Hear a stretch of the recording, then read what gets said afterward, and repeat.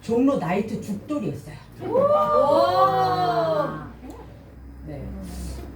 10대부터 왜 살아야 되는지를 잘 몰랐었던 것 같아요.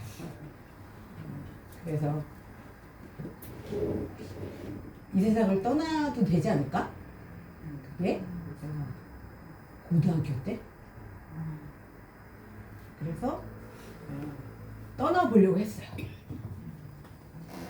근데 눈을 떴어요. 왜냐하면 죽을 만큼은 안 먹었더라고요. 그랬으면 갔겠죠. 근데 그때 저한테 딱 두 가지가 보였어요. 마이크를 가까이 대고 얘기해 주세요. 알겠습니다. 방에 개미가 기어가는 거예요. 눈을 떴는데 순간 저 개미도 이 세상에 태어난 이유가 있겠지. 하물며 그러니까 뭐 이렇게 열심히 걸어가잖아요. 막 기어서. 또 하나 눈이 들어온 건 난이었어요. 그게 그 장면이 지금도 저 되게 선명한데, 난도 저기 저 자리에서 살아가는 이유가 있겠지. 아, 가기도 더럽게 어렵네. 뭔가 내가 이 세상에 태어났다면 태어난 이유가 있을 거야. 아마 그게 하나님이든 부처님이든 뭐 알라 신이든 간에 내가 태어난 데는 이유가 있고 그걸 해내지 않으면, 그게 뭔지는 모르겠지만 그러면 가기도 어렵나 봐. 그러면 뭔지 모르지만 빨리 좀 찾아서 해치고 갔으면 좋겠다. 네. 그리고 살기 시작을 했어요. 그러면 도대체 뭘 하고 살아야지 내가 잘 사는 거고 빨리 해결을 하고 갈 수 있지? 근데 알려준 사람은 아무도 없는 것 같아요. 그래서 그때 제가 찾은 비법이 딱 하나 있었어요. 그냥 지금 이 순간 내가 할 걸 미친 듯이 하는 거였어요.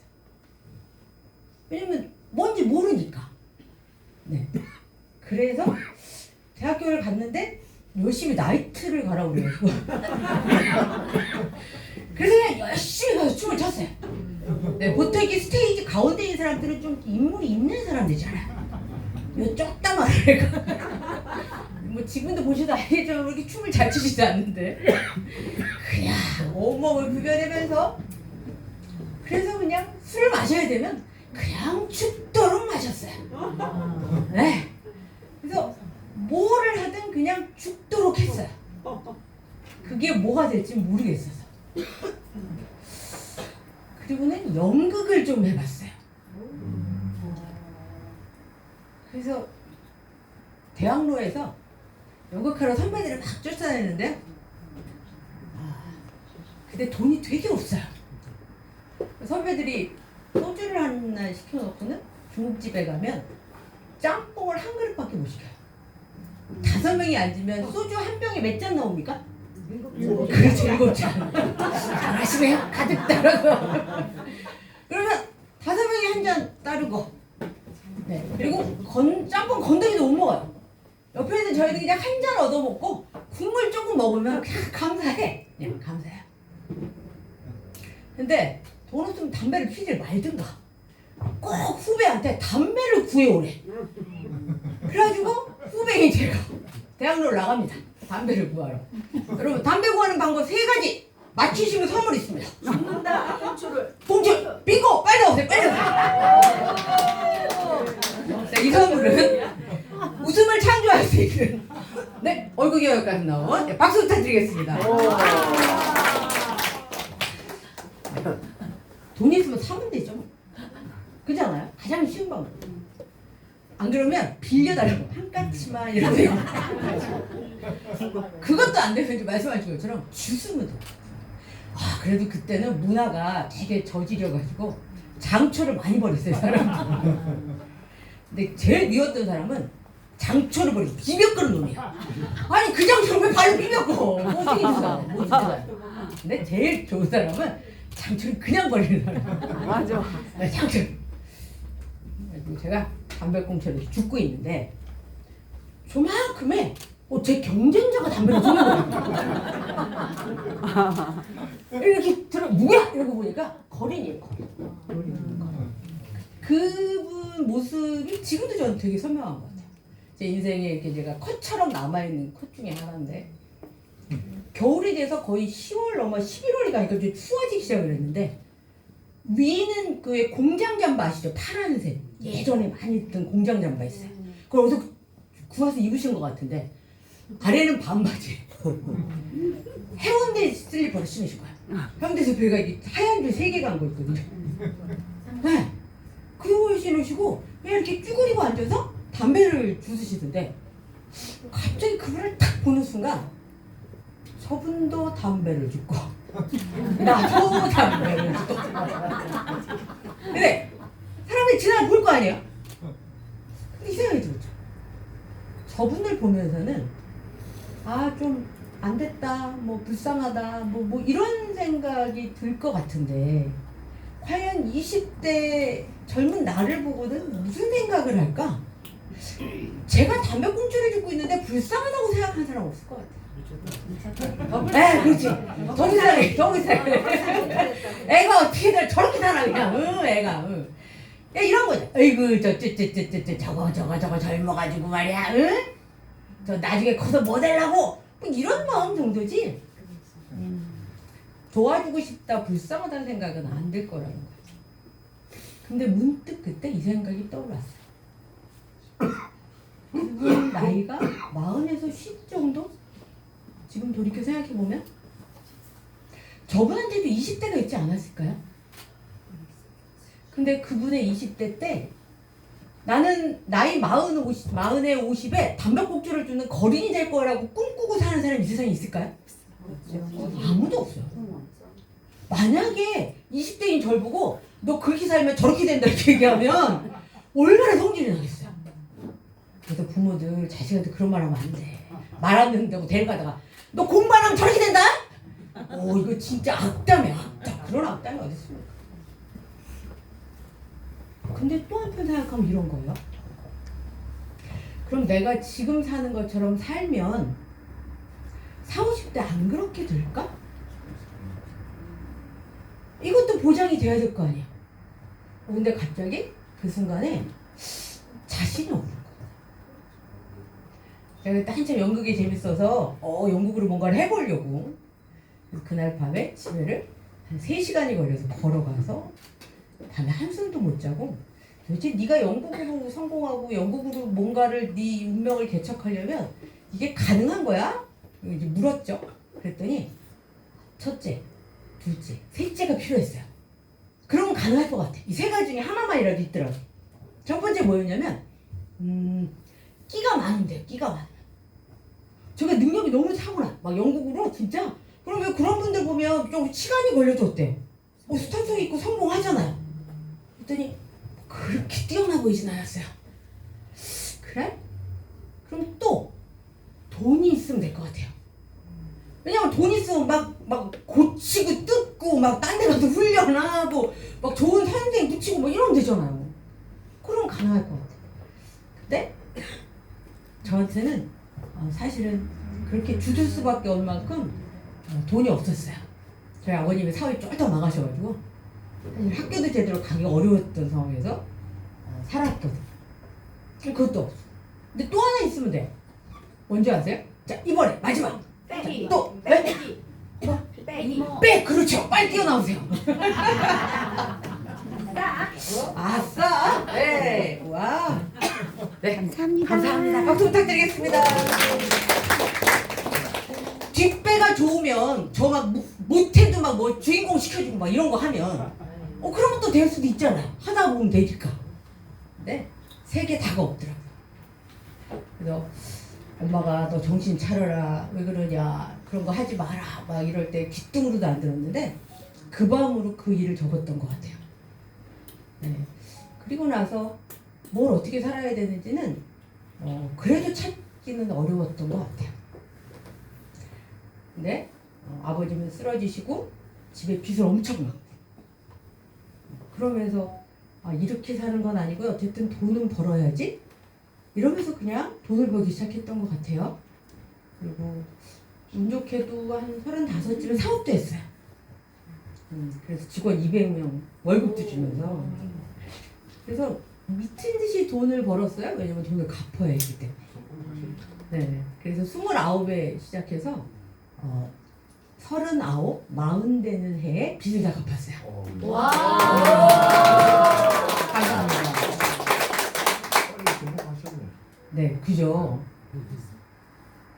근데 저한테 49에 5월이 되던 해에 아니죠, 12월에 이제 좀 숨 좀 쉴까? 이제는 돈 벌어서 빚 갚는 거 끝났으니까 내 인생을 조금 생각해서 되지 않을까? 이러는 찰나에 저희 아버님이 뇌출혈을 쓰러지셨어요. 근데 병원에서는 2주를 견디기 어렵다고 얘기하셨는데 1년을 식물인간으로 했어요. 병원비가 그 당시에 간병인비랑 한 달에 500이 넘었고요. 네. 그래서 그걸 1년 가까이 되고 있는데 제가 죽을 것 같았어요. 아빠보다 내가 먼저 죽을 것 같았어요. 그리고 난 생각했어요.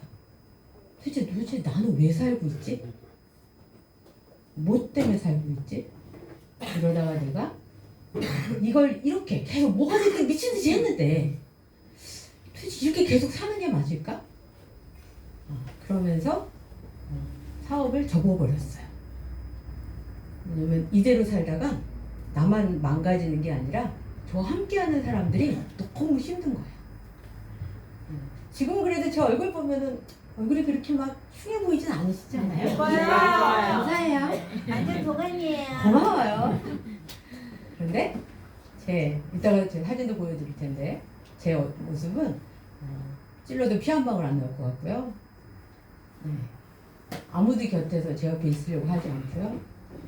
너무 힘든 마흔을 맞이했었어요. 그리고 그때부터 도대체 행복은 뭐지? 어떻게 사는 게 잘 사는 거지? 도대체 뭐를 하고 가면 빨리 갈 수도 있는 거지? 그 고민을 다시 시작했던 것 같아요. 그리고 공부하기 시작했고 중요한 건 저는 제 마음은 안 그런데 자꾸 다른 사람한테 상처를 주는 거야. 내가 그러려고 한 건 아닌데 자꾸 아프대요, 상대가. 근데 저는 화장실에서 30분 못 나가본 적도 있어요. 릴레이로 우리 직원들이 욕을 해대가지고 인간성이 들어와서 막 이런. 저게 말이야 돈밖에 모르는 것 같고. 근데 저는 정말 내가 나 혼자 잘 먹고 잘 살려고 한 거 아닌데 왜 그런 얘기들을 하지? 내가 뭔가 A가 좋아할 것 같아서 A를 주면 어떤 사람은 좋대요. 근데 어떤 사람은 또 막 욕해요. 싫다고. 도대체 어떻게 살면 이걸 해결하고 살 수 있지? 이렇게 고민하면서 저도 이 고민을 했어요.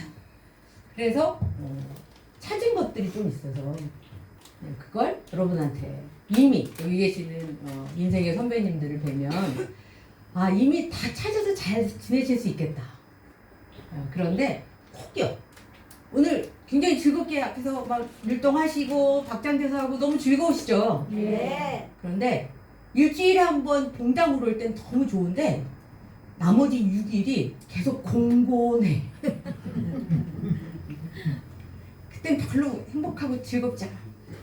그래서 그냥 그나마 봉당 와서 하루 좀 풀고 나면 이걸 6일이라도 버텨? 그러면 그나마 좀 나아.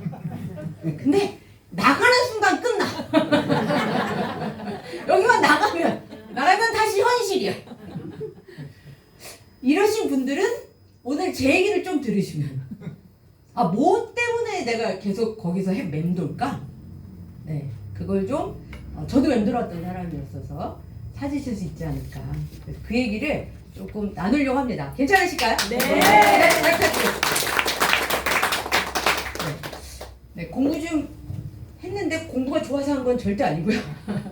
부족해서.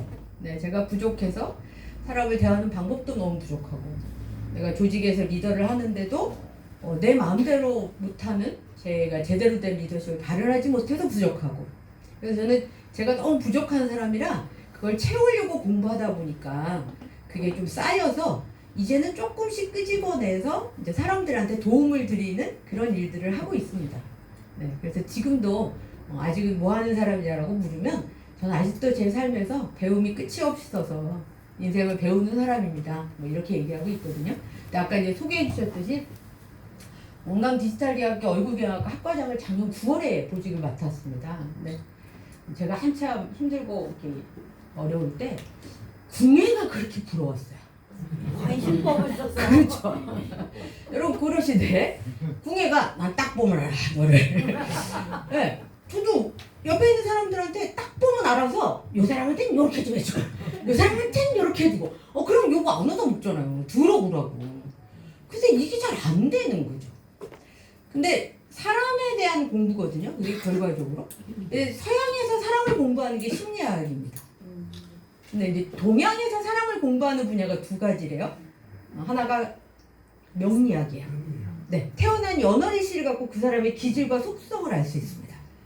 또 하나가 동양학으로 하는 게 바로 인상학, 관상학이에요. 네, 그래서 사람의 얼굴을 보면 이 사람의 태어나서부터 죽을 때까지 내 얼굴에 그 운과 기질과 속성과 성격이 담겨져 있거든.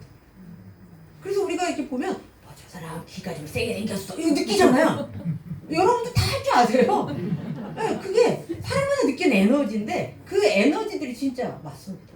네. 근데 어느 날 제가 강의를 하러 지방에 내려왔다가 서울 올라오는 길에 KTX 탔는데요. 거기 잡지에 이 광고가 나온 거예요. 그때가 2006년이에요. 제가 일기 졸업생입니다. 네. 그래서 이 내용을 이렇게 보고 이거 공부하면 좋겠다. 왜냐하면 심리학은 사람을 알려고 해도 돼요. 상대한테 이거 진단 좀 해줘 이래야 돼요. 상대가 진단을 안 하면 사람을 알 수가 없어요. 근데 진단은 오류도 있어요. 왜냐하면 내가 타고난 나를 자꾸 체크 안 하고요. 만들어진 내가 있어요. 우리 부모가 이렇게 해라. 사회가 이렇게 해라. 실제 나는 아니거든요. 아마 여기 와서 막 이렇게 흔드시는 분들 막 이렇게 보면 나 젊을 땐 꼼짝도 안 하시는 분인데 나이 들면서 갑자기 변하시는 분도 있어. 그러면 사람이 변했어 이러는데 아니에요. 원래 그게 나한테 있었는데 사회적으로 부모가 환경이 그걸 돌출하지 못, 나를 있는 그대로 보이지 못하게. 또 이런 거 있잖아요. 관습이라는 것도 있죠. 여자가 뭐 남자를 울면 남자는 인생에 3번만 울어. 어떻게 3번만 울고 살아? 남자도 사람인데. 근데 예전부터 그랬거든요. 태어날 때 한 번 울어. 네. 부모님 돌아가실 때 한 번 울어. 뭐 이런 얘기들 하잖아요. 그러다 보니 표현력도 약해지고요. 옆에서 와이프가 아이들이 힘들고 어려운데 마음은 사실은 안 그런데 표현할 줄을 모르니까 말 한마디를 건네지 못해서 서로가 어긋나거든요. 이런 일들이 사실 비일비재하게 많습니다. 네. 근데 그런 부분들을 실제적으로 이 관상학은 따로 필요가 없고요. 그냥 얼굴을 보면 알 수 있습니다. 얼굴을 보면 말년이 좋으실 것 같습니다. 네. 그래서 그래 이건 내가 남한테 사진용리도 생년월일씩 내놔 이래야 되거든요. 그래야지 그걸로 풉니다. 근데 관상은 내가 그런 거 필요 없이 굳이 나한테 이렇게 드러내지도 않고도 보면 알 수 있다면 야 이건 좀 재밌을 것 같다. 네, 그래서 그 얘기도 조금 해드리도록 할게요 오늘. 연결해서. 네. 그러면서 인생의 궁극적인 목적이라는 거에 대해서 제가 고민하기 시작한 화두예요. 도대체 왜 살아? 뭐 때문에 살아? 도대체 나는 왜 태어난 거야? 그래서 철학자들이 하는 질문이 3가지가 있답니다. 나는 누구인가? 나는 어떻게 살 것인가? 그래서 나는 어떻게 갈 것인가? 사실 뭐 이걸 고민하는 게 그게 철학자만 고민할까요? 인간 누구나 이걸 고민하시잖아요. 도대체 내가 무엇을 위해 살아야 되는지. 그래서 우리가 신께 매달리기도 하고 하나님한테 매달리기도 하고 부처님한테 매달리고 이런 것들이 다 내가 어떻게 살아가야 되는지 내가 왜 어떻게 살고 어떻게 사는 게 잘 사는지에 대한 의문이 자꾸 생기니까 네, 그런 고민들. 근데 이걸 고민하는 사람들 중에 철학자가 한 분 계신데요. 이분이 계세요. 이분이 누구실까요? 맞추시면 또 제가 선물 드릴게요. 이렇게 어려운 걸. 뭐야? 네, 서양의 철학자. 아리스토텔레스. 박수 부탁드리겠습니다. 친구셨죠? 네. 그러셨던 것 같아요. 근데 제가 뵈니까 몇 대에 걸쳐서 환생하신 분 같습니다. 아리스토텔레스가 이 고민을 많이 하시는 분이세요. 이 고민을 많이 하시는데. 그래서 얘기하죠. 우리가 왜 사냐라고 얘기하면 어떤 분들 돈이 뭐니 해도 머니가 최고죠. 머니가 없으면 되게 불편합니다. 근데 머니만 있다고 그러면 괜찮을까? 이것만 있으면 될까?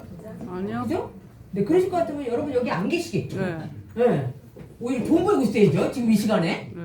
명예. 오, 그렇죠. 명예 또. 명예. 중요한. 명예 얘기하신 분. 예. 네, 잠깐 마스크 내려보시면 제가 관상 한번 봐드릴게요. 인상 한번 보시라고. 네네네. 저 보시죠. 아, 이렇게 하지 마시고 똑바로. 보시죠. 명예에 대한 갈증이 있으시네요? 어떻게 잘하십니까? 또 하나? 예. 쾌락. 쾌락. 즐거움이죠. 네.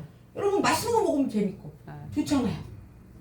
그다음에 좋은 집 살면 좋으시잖아요. 네. 좋은 차 타면 좋잖아요. 네. 여행 가면 좋으시잖아요. 이런 거.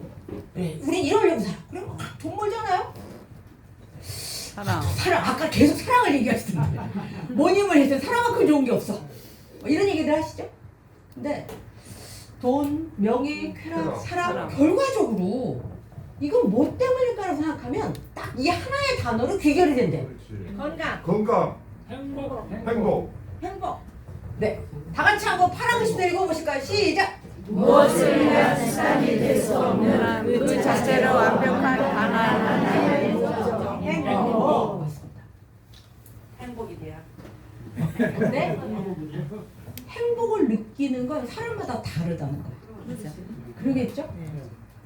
그런데 실제로 내가 원하는 건 행복임에도 불구하고 사람마다 다른 예를 추구한다.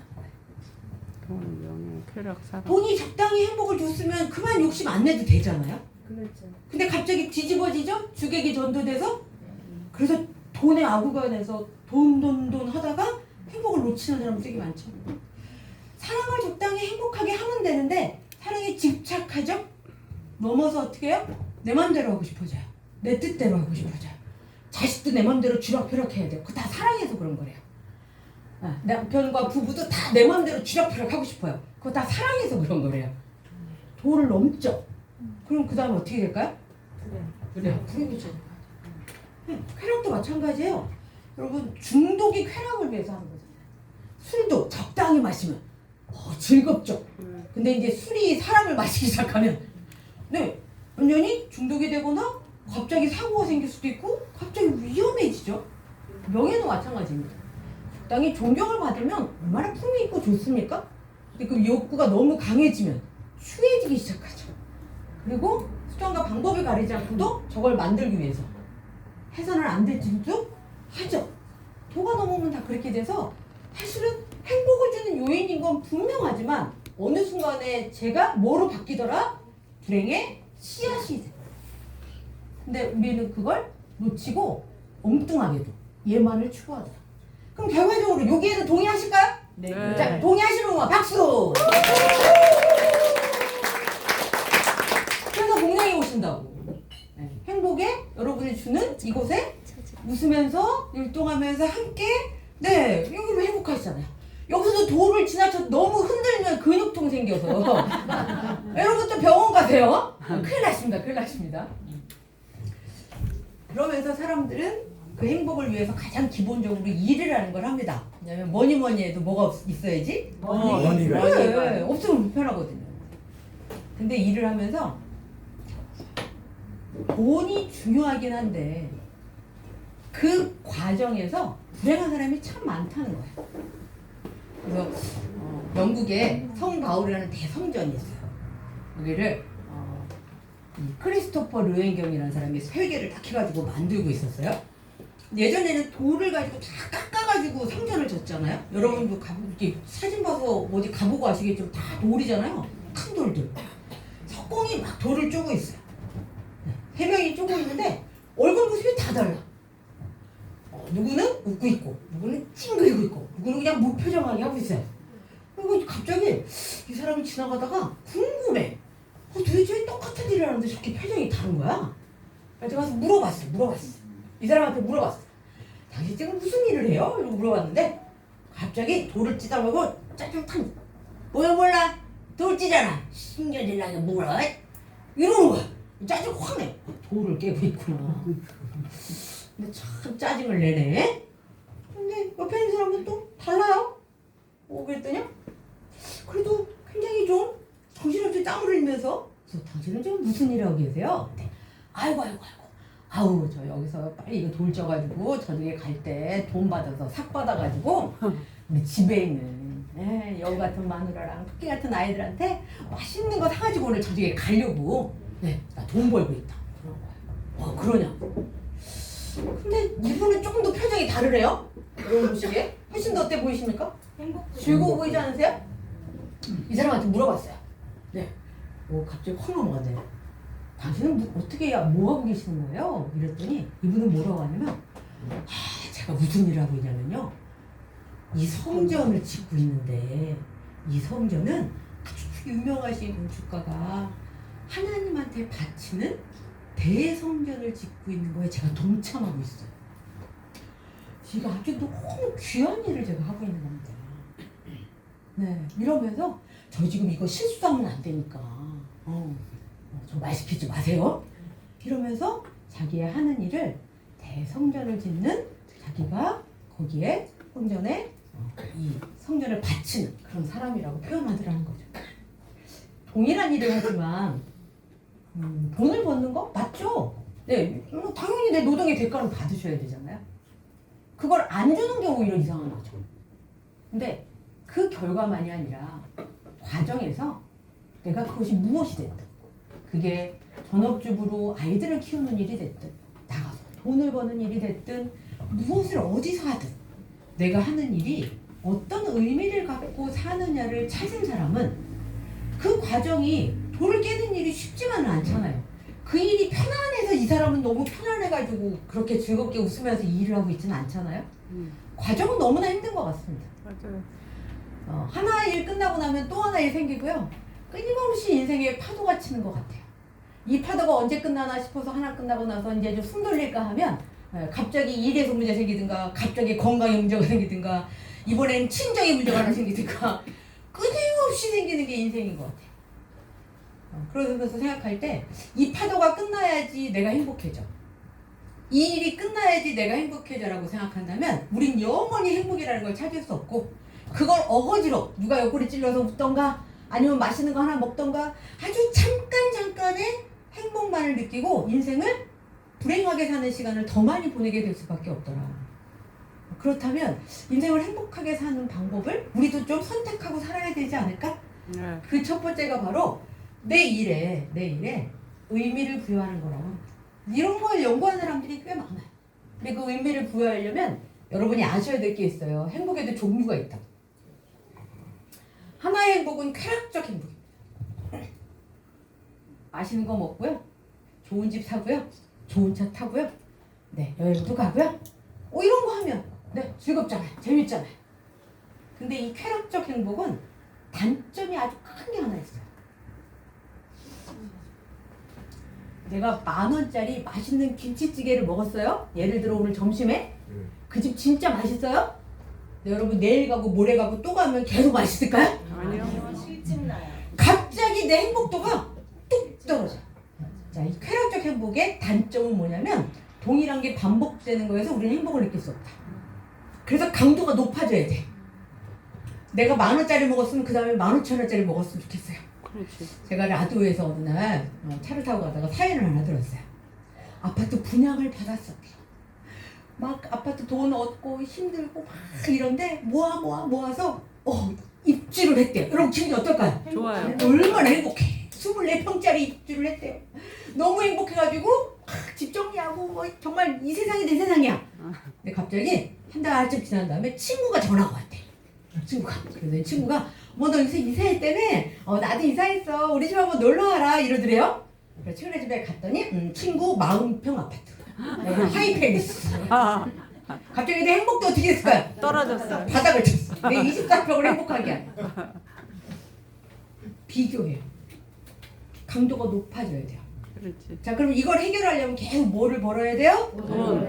돈을 벌어요. 그래서 어느 순간 내가 왜 돈을 버는지도 모르고 돈 하다가 돌아버려. 맞습니다. 돌아버려.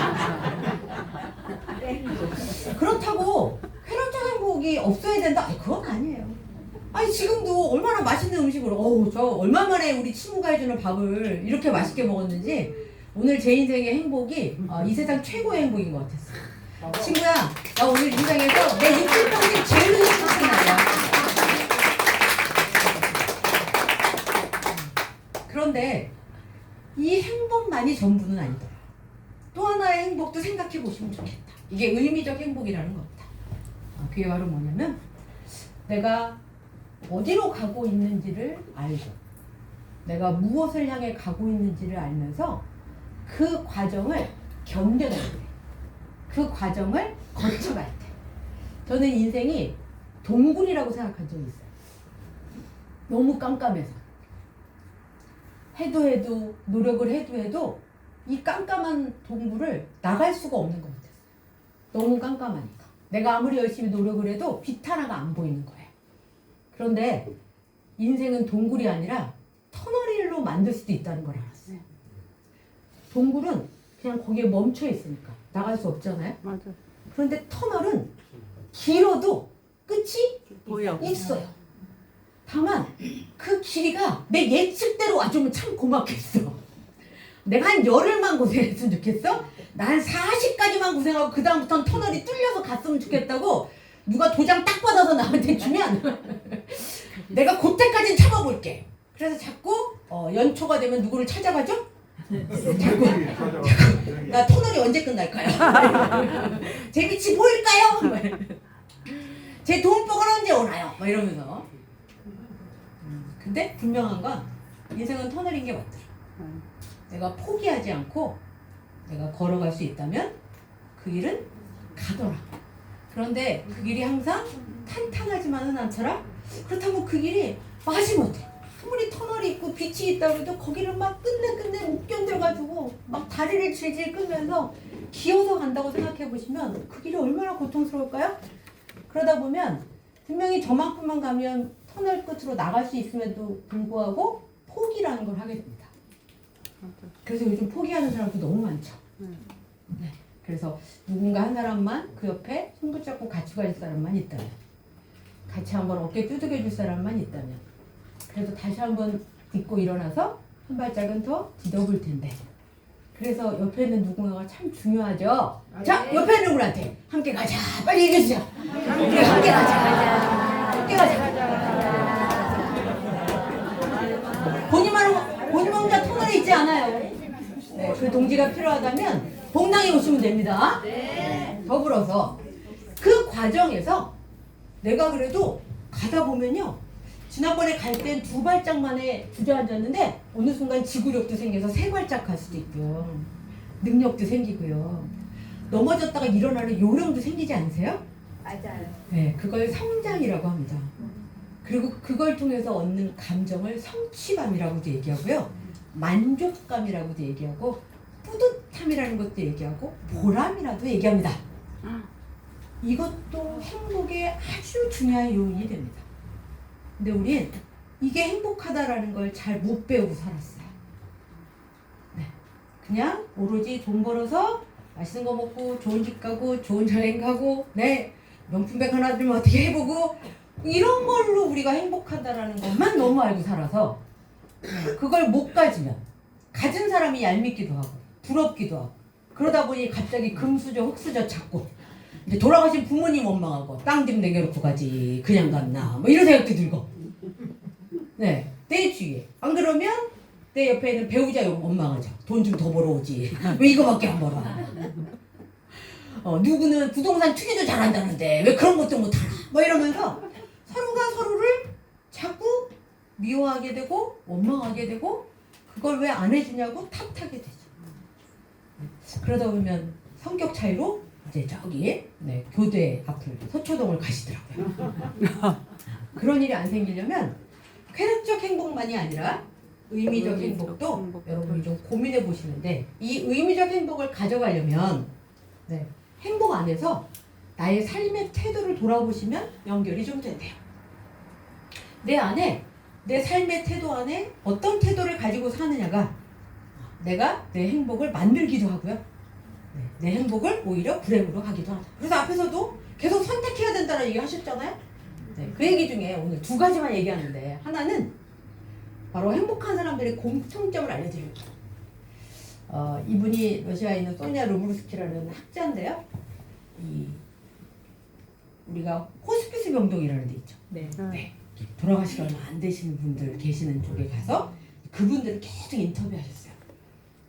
근데 그분들 중에는 당장 똑같이 내일 이제 얼마 안 남아서 그러신데도 그렇게 얼굴이 평온하고 그 순간을 행복하게 계시는 내가 죽음을 앞두고 있는데도 그런 분들 계신가 하면 사실은 굉장히 고통스럽고 그 안에 온갖 짜증과 힘듦이 있는 사람들도 있고 이렇게 너무 다르더래요.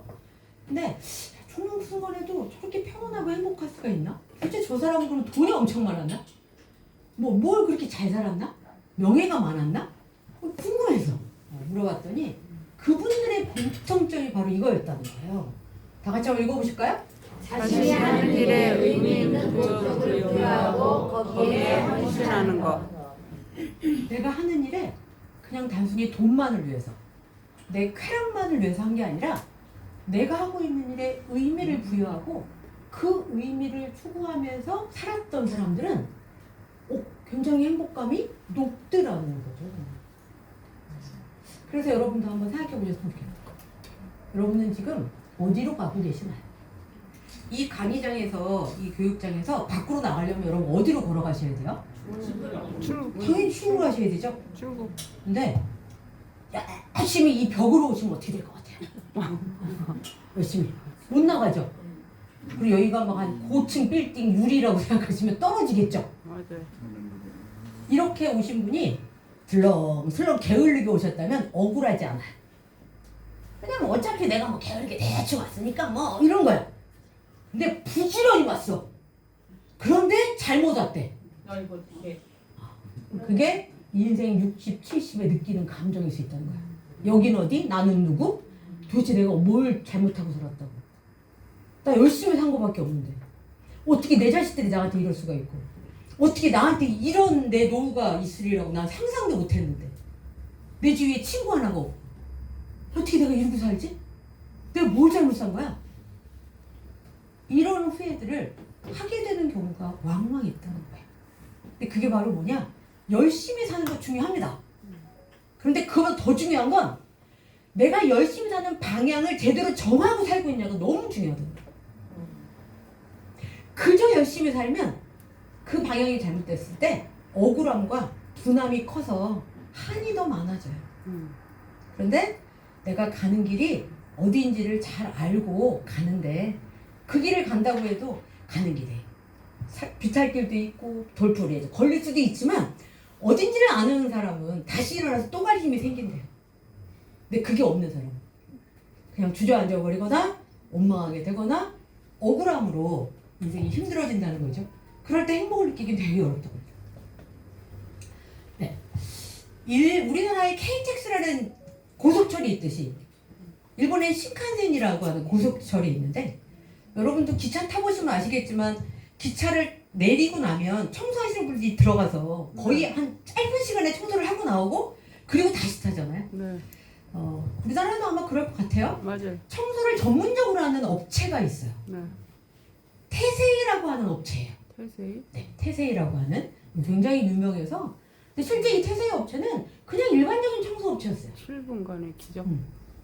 근데 이 업체에 사람들이 청소를 하는 모습을 보면 사람들이 7분간 동안 기적적인 모습과 하나의 연극 같은 모습을 본다 이렇게 얘기를 해요. 그래서 이분들이 원래 이 회사가 거의 망하기 직전인 회사였어요. 그런데 CEO가 오고 우리들이 적어도 당신 무슨 일을 합니까? 자식들이 아빠 무슨 일해? 나 청소해. 부끄러워 나 회사 하기 싫어. 이렇게 얘기할 게 아니라 도대체 우리들이 하는 일이 과연 그냥 단순한 청소일까? 물론 행동은 청소를 하는 게 맞아.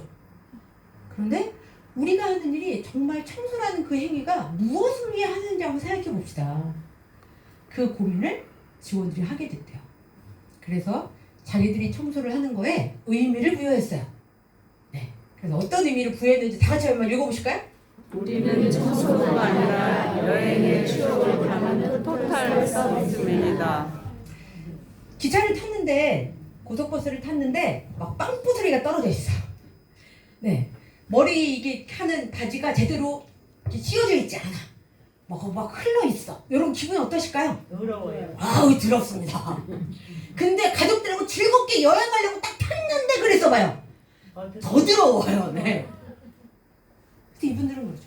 단순히 청소를 하는 게 아니라 정말 새로운 여행을 가려고 그게 비즈니스를 하는 거든 뭐를 하는 거든 무언가를 향해서 출발하는 그 사람들이 이 기차를 타고 갈 때 여행의 추억을 아주 좋은 추억을 많이 만들고 갈 수 있게끔 하는 청문을 여는 사람들이다 우리가. 와.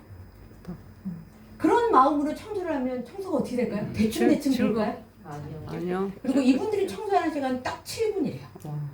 근데 7분 동안 시스템이 돼가지고 정말 먼지 한 털 없이 근데 그 청소하는 얼굴들이 다 스마일하게 웃고 있고요. 청소가 끝나고 나면 다 같이 앞에 서가지고 다 같이 즐거운 여행 되시라고 인사를 하면서 네, 그렇게 그 자리를 떠나서 승객들이 기다리던 승객들이 이분들한테 기립박수를 치는. 그래서 이 회사는 이 서비스와 어떻게 하면 이 경쟁에서 이 업체가 살아남았는지에 대해서 벤치마킹하는 그런 아주 훌륭한 멋진 회사로 성장하고 있습니다. 멋있다. 멋있죠. 네. 그러면서 제가 이 강의를 하면서 이분을 만난 기억이 있어요. 제가 보험회사 강의를 갔거든요. 근데 보험회사는 가장 최고의 직원이 누굴까요? 그렇죠. 영업사. 영업. 그렇죠? 영업하시는 분이 돈 많이 버는 사람이 최고사원 막 하잖아요. 돈도 많이 인센티브도 많이 받아요. 근데 거기에 그 영업사원들을 지원하시는 총무과 지원하시는 분들이 있어요. 그리고 막 서류도 챙겨야 되고 온 거 검토도 하고 막 이런 분들이 있거든요. 영업을 아무리 잘해봐도 그걸 하지 않으면 안 되고요. 그걸 관리해 주실 사람이 분명히 있어야 되잖아요. 제가 관리하시는 분들을 제가 교육한 적이 있어요. 근데 대부분 관리하시는 분들은 되게 위축되어 있어요. 이래도 알아주지도 않아. 맨날 잘하고 돈 많이 받고 막 어디 가서 좋은 데 가서 먹는 사람은 다 누구예요? 영업하는 사람.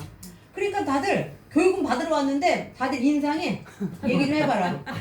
뭔 얘기를 들어보자.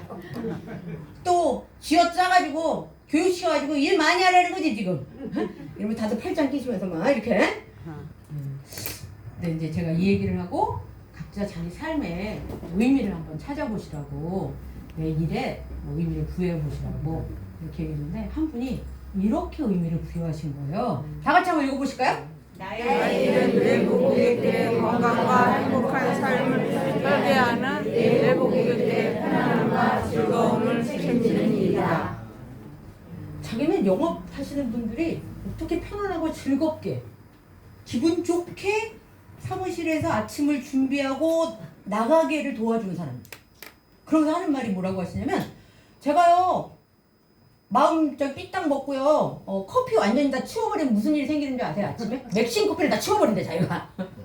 그러면 이분들 맥심 커피 한 잔은 먹고 정신 차리고 나가야지 고객 만나서 뭐 웃으면서 영업이라도 할 거 아니에요. 여러분 커피 한 잔 못 마시고 나가면 해롱해롱 해가지고 뜨지도 못하고 그러면 그날 하루를 망쳐서 상담에서 영업이 완성될 수가 없대. 맞잖아요 여러분? 그걸 자기는 책임지는 사람이에요. 나 없으면 이제서 안 돌아간대. 그 말을 들으니 정말 저는 감동이었어요. 그러면서 제 얘기를 마저 하면 사업을 하고 접고 그래도 먹고 살아야 되니까 강의를 시작했죠. 가진 이제 경험으로 일단 네. 근데 돈 벌려고 하는 거예요 강의를. 그러다 보니 강의하시는 분들이 그나마 좀 호응이 좋고 저도 컨디션이 얘는 아우 오늘 잘했다 이러는데 너 한번 어디 듣고 보자 막 이러시고 뭐 강의 설문하는데 막 오늘 기분 안 좋아 막 이렇게 그러시면 여러분의 반응에 제 강의에 제 인생의 희노애락이 결정돼서 제가 좋았다가 나빴다가가 한없는 거예요. 그리고 그걸 계속 맞추려니까 여기 서가지고 계속 눈치를 보는 거예요.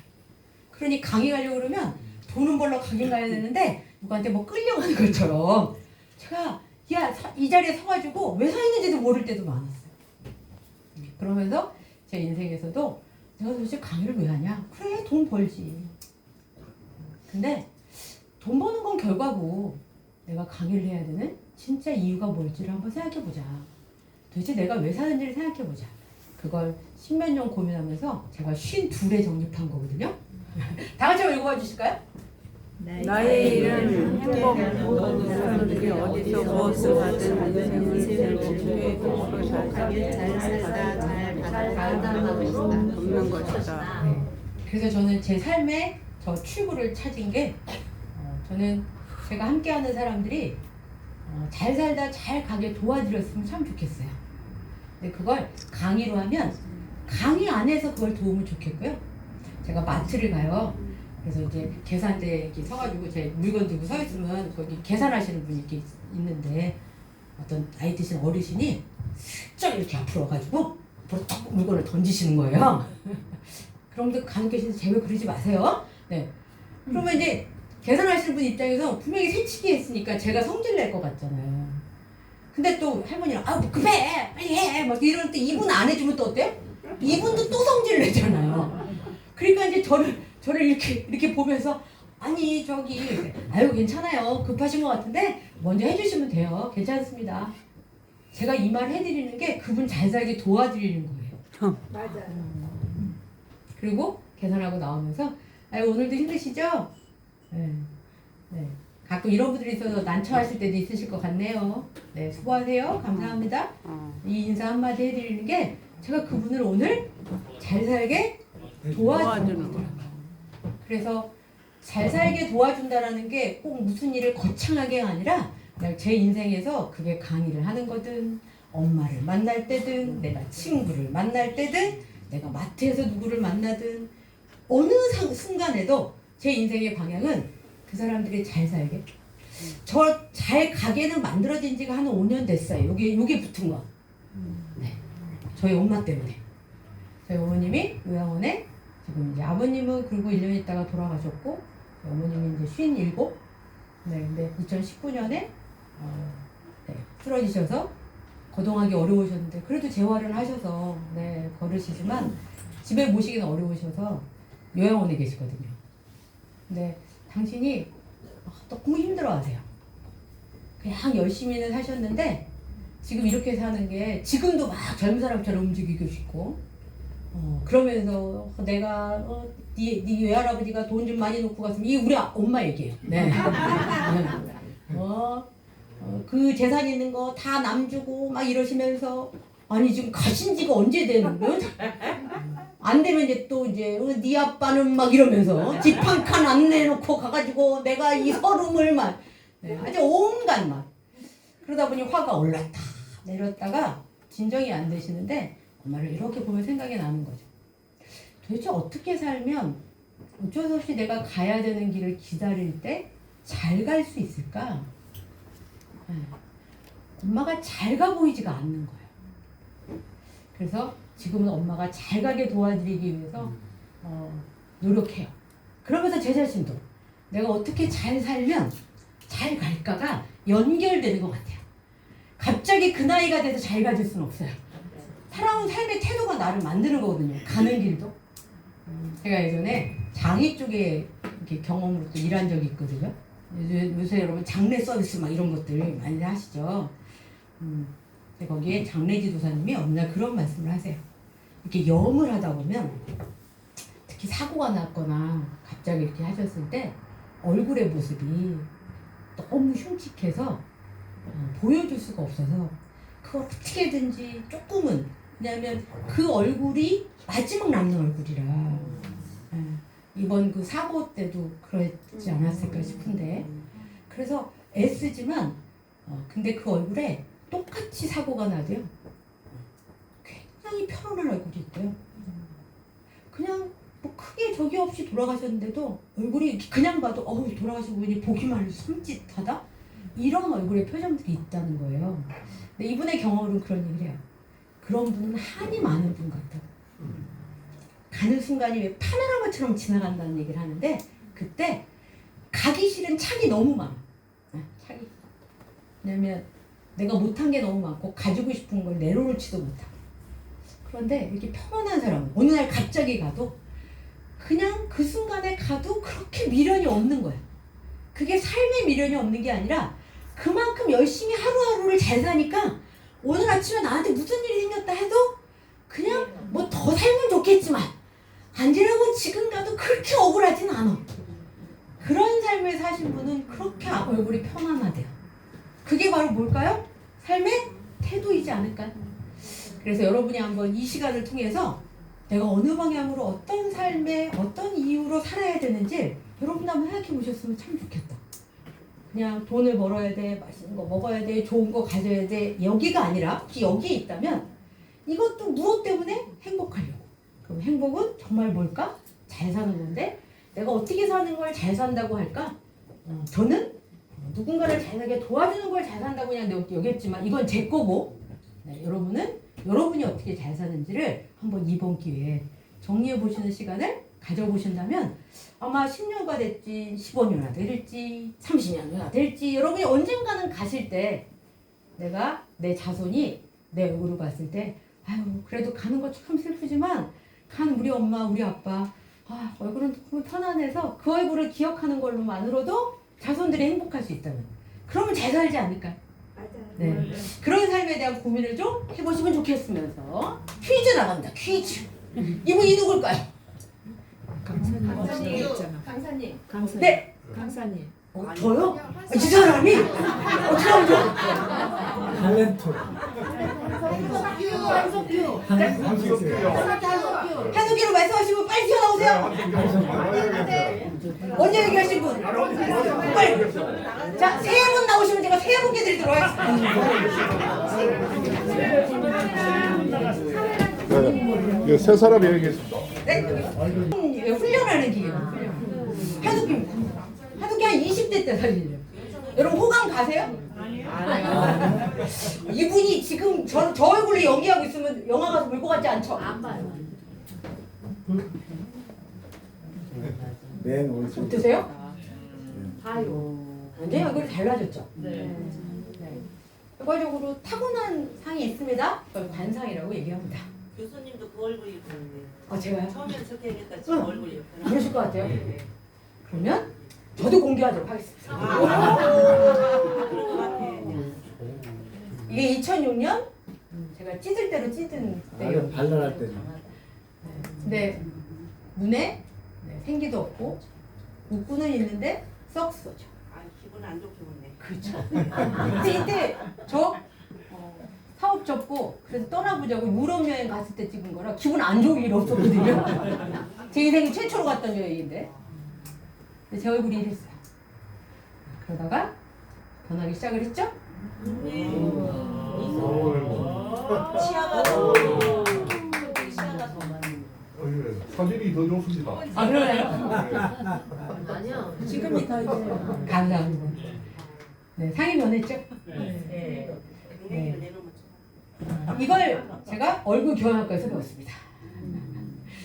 네 그러면서 얼굴은 얼이 서려 있는 굴이라고 얘기합니다. 머리 서려 있는 굴. 네. 우리가 얼 빠졌다 이런 말 하죠. 얼은 에너지입니다. 그래서 우리의 에너지가 좋은 사람은 눈빛도 따뜻하게 느껴지잖아요. 근데 에너지가 힘들고 어려우면 눈빛에 레이저가 나고 눈빛이 싸나워요. 맞죠? 내가 힘들면 입에도 에너지가 있어요. 우리가 굴이 있다라는 게 구멍이거든요. 눈구녕, 콧구녕, 입구녕, 귀구녕. 입에서 좋은 말이 안 나가요. 에너지가 나쁘니까. 근데 내가 기분이 좋아요. 누가 가다가도 기분 좋을 때는 툭 치면 어때? 아유 괜찮습니다. 가세요. 이러죠? 맞아요. 기분 안 좋을 때 뭐야? 똑바로 들어다녀. 똑같은 행동인데 내가 말하는 게 다르죠? 내가 에너지가 안 좋고 내 안에서 너무 분이 올라오고 힘들면 콧김도 기운도 달라요. 숨이 편안하지가 않아요. 내가 너무 힘들면요 들리는 말도 고깝게 들려요. 네, 그냥 이쁘다 했는데 뭐야 형 이롱해? 뭐 이렇게 얘기하는 거야. 아니 그게 이쁘다고 한번 한 건데 듣는 것도 달라요. 맞죠? 맞아요. 그래서 내가 우리 얼굴이 타고난 관상이라는 게 있습니다. 그래서 근데 타고난 관상으로 잘 살아서 똑똑하고 해서 서울대학 갔으면 거기 어디 하버드 갔으면 사실 다 잘 살아야 되잖아요. 그렇지 않은 사람들도 많아. 너무 많아요. 여러분도 아시겠지만 관상은 타고난 거예요. 그래서 뭐라고 했냐면 생긴 대로 산다 이렇게 얘기합니다. 근데 우리가 생긴 대로 살아. 언제까지는? 한 30살까지는. 왜냐면 그때 부모의 영향을 받거든요. 근데 그 다음부터는 내가 사는 근육이 바뀌어요. 그래서 사는 대로 생겨요. 내 얼굴이. 그래서 저도 사는 대로 생긴 게 바뀐 거예요. 네, 첫 번째 사진이 거의 40대 사진이었거든요. 네, 지금은 세월이 20년이 흘렀습니다. 그러면서 인상이라고 하는 것 자체가 얼굴로 드러나는 거예요. 어떤 게? 내 에너지가. 근데 그게 꼭 얼굴만이 아니라 몸에서도. 여러분 기분이 좋으면 어깨도 딱 펴주고 걷죠? 네. 근데 기분이 없으면 이러고 걷죠? 네. 에너지가 완전히 달라서 그게 온몸으로 나타난다? 그게 인상이다. 타고난 관성이 좋지만 내가 어떻게 사느냐에 따라 표현되는 것이 너무 다르더라. 네. 그러면서 얼굴에 우리가 책임을 지고 살아야 돼 이 얘기 하잖아요. 그 이유가 뭐냐? 타고난 게 30%라면 후천적으로 내가 노력하고 내가 사는 것이 만들어진 걸로가 70%라. 그래서 예전에 20대까지 얼굴은 부모가 얼굴 준 얼굴이지만 40이 되면 내 얼굴을 책임져요 이 말이 결과적으로 지금의 얼굴은 지금까지 살아온 내 얼굴은 내 인생의 성적표다. 맞아요. 네. 근데 누가 옆구리 찌르면 웃는데 안 그러면 갑자기 표정이 지금도 아까 그렇게 웃으셨죠? 몇몇 분 보면 제가 지금 강의 되게 못해요? 여러분 제가 기분 나쁘게 해주고 있어요? 근데 표정 어떠냐면 사람들은 의뢰 잘생긴 사람을 되게 좋아한대요. 그리고 잘생기면 또 호감이 가면 왠지 그 사람이 친절하고 정직할 것 같고 되게 똑똑도 할 것 같이 느낀대요. 이게 사람이 갖는 기본적인 이것도 심리학에서 나온 연구입니다. 그래서 개인의 잘생긴 인상은 사실은 내면에 있는 뭐가 올라오는 거예요? 내 마음. 그래서 우리가 뭐 성형해, 화장으로 고쳐 막 여러 가지를 얘기하지만 그것이 결과적으로는 드러내는 것, 결과적으로 내 마음자리, 내가 어떤 생각을 하느냐, 그게 내 얼굴로 나타나는 거라. 그걸 제대로 관리하지 않으면 그냥 웃어. 그리고 그 순간은 좀 나아. 근데 다시 돌아가면 다시 원점으로 내 얼굴은 찌그러질 수밖에 없겠죠. 그래서 매력적인 사람과 평범한 사람의 급여도 다르대요. 급여? 더 나가서 사업하는 성공도 다르대요. 그리고 이분하고 이분하고 볼 때 어떤 분 인상이 더 좋아 보이세요? 왼쪽에. 똑같이 웃지만 다르죠? 네. 실제적으로 연구한 자료입니다. 어. 왜? 이분은 110억 달러 이익을 얻었지만 이분은 30억 달러입니다. 이거 공짜가 빠졌네요. 손실을 보셨대요. 이게 바로 결과적으로 뭐냐? 상을 보면 이 사람이 어떤 사람인지를 이익을 날 사람인지 아닌 사람인지. 그래서 예전에 모그룹의 회장님이 임원을 뽑을 때 관상가를 펴놓고 뽑았대요. 그 이유가 뭐냐? 왜 이병식 회장님? 바로 임원까지는 이미 성과가 검증된 사람인데 그 중에 누구를 뽑을까를 따질 때가 바로 뭐였냐면 저 사람 옆에 적군이 많어 아군이 많어를 봤대요. 근데 여러분 상을 보면 적이 많은지 아군이 많은지를 알 수 있습니다. 네, 그래서 관상은 수동적인 운명이에요. 인상은 내가 어떻게 사는지에 따라 내 상을 바꿔 나갈 수 있다. 그래서 얼굴 경영은 그 인상을 만들어 나가는 학문입니다. 이렇게 보시면 됩니다. 이분이 주선희 교수님 한 30대 사진이신 것 같아요. 네, 우리 얼굴을 보면 부모의 운, 재물의 운, 남녀의 관계의 운 이런 것들이 다 나오고요. 남자는 왼쪽 귀에서 한 살에서 시작합니다. 한 살에서 7살, 8살에서 14살. 여자는 바뀝니다. 오른쪽부터 한 살에서 7살, 8살에서 14살. 이마에서부터 15에서 30, 30에서 여기 중정이라고 그래서 50대, 60대 말년. 다 부위에 뭐가 있다? 나이별로 상의 모습이 있다. 그래서 여러분 나이에 뭐가 있냐를 알면 이걸 보고 알 수 있어요. 네, 그걸 우리가 학문적으로 배울 수 있다면 그것들을 어떻게 개척하고 만들어서 내 삶을 행복하게 만드냐, 이것도 하나의 굉장한 역량이 되겠죠? 네. 더 나가서 좋은 건 뭐냐면 내 주위에 좋은 사람이 많아야죠. 네. 내 주위에 좋은 사람을 볼 수 있는 해안이 생겨요. 그래서 사업하시고 이렇게 인사부에 계신 분들 CEO들이 강의를 많이 들으세요. 저희 과에는. 그 이유가 사람 뽑을 때 면접 볼 때가 다르다. 아르바이트 생활을 뽑아도 다르더라고요. 네, 그런 얘기들 하시더라고요. 그래서 여러분도 관심 있다면 네. 혹시 1번에서 5번까지 표정 중에 웃는 거 말고 옆구리 찌르지 않을 때 평상시 표정 몇 번? 3번인 분 2분만 뛰어나오기. 3번인 분. 네, 여기 있습니다. 3번. 하나 있다가 마지막으로 들 테고 여기 오세요. 드셔야 돼요. 3번. 3번. 자, 그럼 그냥 가져가시면 안 되고 네. 오셔서 표정을 보여주는 것이죠. 한국 표정을. 어떠세요? 맞아요? 네, 박수 부탁드리겠습니다. 감사합니다. 또 3번. 왜 나오시죠? 빨리 나가, 빨리 나가. 네, 선착순이기 때문에 안타깝게도 네, 3번 표정 보여주고 누가 옆구리 찌르고 웃게 해주고 맛있는 거 먹고 이런 거 말고 그냥 평상시에 평상심으로도 내 얼굴에 편안함과 행복감을 가질 수 있는 얼굴을 경영하고 사는 게 어떻게 보면 내 인생의 성적표라 그걸 만드는 것도 인생에서는 되게 중요한 것 같다. 그리고 거기 관심이 있으시다면 네, 나오셔서 제가 드리는 전단지 가져가시면 얼굴 교양가 어떤 데인지 아실 수 있을 것 같습니다. 네, 오늘 좀 도움이 되셨을까요? 네, 감사합니다. 좋습니다.